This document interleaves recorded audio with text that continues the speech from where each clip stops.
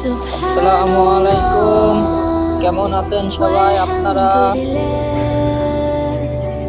দেখেন সৌদি আরব শুধু মরুভূমি আর মরুভূমি।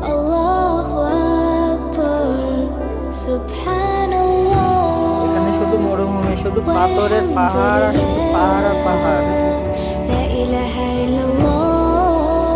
এখানে আমি একটাও পাখি দেখতে পাই না, শুধু পাহাড় শুধু পাহাড়।